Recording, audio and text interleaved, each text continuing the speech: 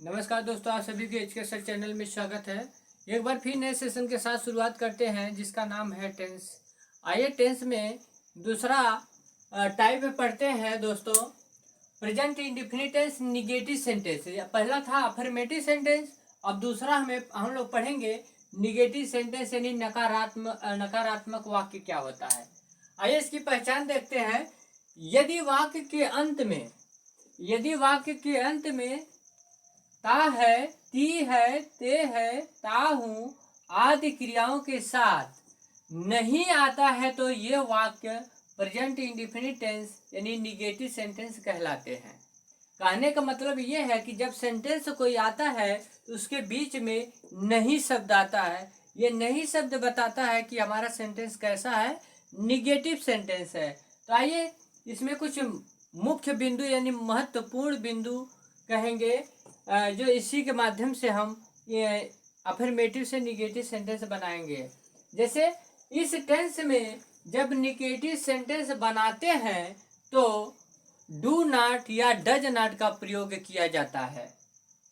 अब do not और does not कहाँ कहाँ प्रयोग किया जाता है इसके बारे में हमें जानना है। आइए यहाँ ही, सी, इट यानी सिंगुलर यानी एक वचन कर्ता के साथ यहाँ पे डज नॉट का प्रयोग किया जाता है। डज नॉट प्रयोग करके निगेटिव सेंटेंस बनाते हैं।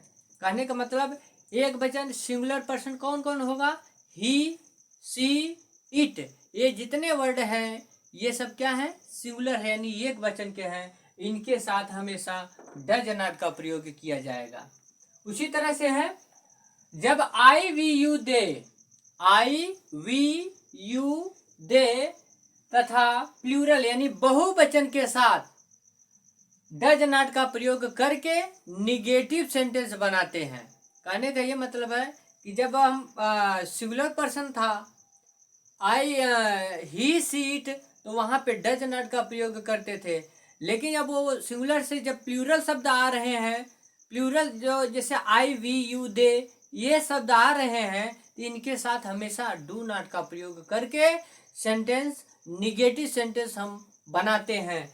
आइए यहाँ पे देखते हैं। फिर इसमें एक बिंदु और है, इसमें डज नॉट के बाद क्रिया में यस या ई एस नहीं लगाते हैं। ये निगेटिव सेंटेंस में होता है। निगेटिव सेंटेंस में जब रहता है तो वहां पे यस या ई एस क्रिया में नहीं लगाते हैं। आइए एग्जाम्पल देखते हैं। जैसे Ram does not walk, Ram टहलने नहीं जाता है। फिर उसी तरह से है ही डज नॉट रन, वह नहीं दौड़ता है। यहाँ पे जो ही शब्द आया है यह सिंगुलर पर्सन यानी एक वचन है, इसके साथ डज लगा है। उसी तरह से मैन डू नॉट वीप, मनुष्य नहीं रोते हैं। ये मैन में एक मैन की बात नहीं हो रही है, कई आदमी की बात हो रही है, इसलिए यहाँ पे डू नॉट का प्रयोग किया गया है। तो दोस्तों आइए कुछ और एग्जांपल यहाँ पे देखते हैं। जैसे the hare do not roar, माने खरगोश नहीं दहाड़ते हैं। यहाँ पे दहाड़ते हैं, इससे सेंस निकल रहा है कि बहुवचन की बात हो रही है। वहां पे यहाँ पे देखेंगे जैसे the hare do not roar, माने यहाँ पे जो डू नॉट आया है यह हम जानते हैं कि आई वी यू दे यानी प्लूरल के साथ आता है डू नॉट, तो ये भी क्या है, ये भी प्लूरल ही है। उसी तरह से नेक्स्ट एग्जांपल देखेंगे। आई डू नॉट गो, मैं नहीं जाता हूँ। यहाँ पे जो आई शब्द आया है कहने से ये लगता है कि सच में सिंगुलर है, लेकिन इसको प्लूरल की श्रेणी में रखा गया है। तो आइए नेक्स्ट देखेंगे। इसलिए यहाँ पे ये डज नॉट की जगह पे डू नॉट हुआ है।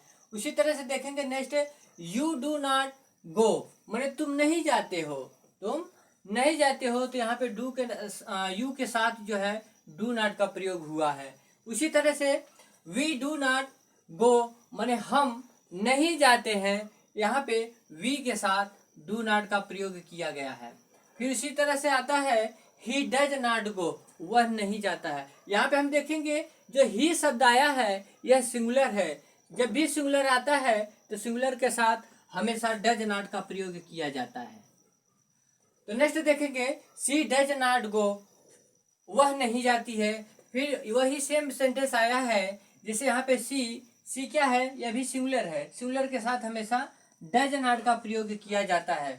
उसी तरह से नेक्स्ट है दे डू नॉट गो, वे नहीं जाते हैं, वे नहीं जाते हैं। ये दे क्या है, प्लूरल है, प्लूरल के साथ हमेशा डू नॉट का प्रयोग किया जाता है।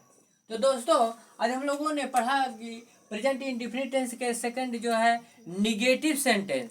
निगेटिव सेंटेंस यानी नकारात्मक सेंटेंस क्या होता है, इसके बारे में हम लोगों ने पढ़ा। तो दोस्तों यदि वीडियो अच्छी लगी हो तो लाइक सब्सक्राइब करें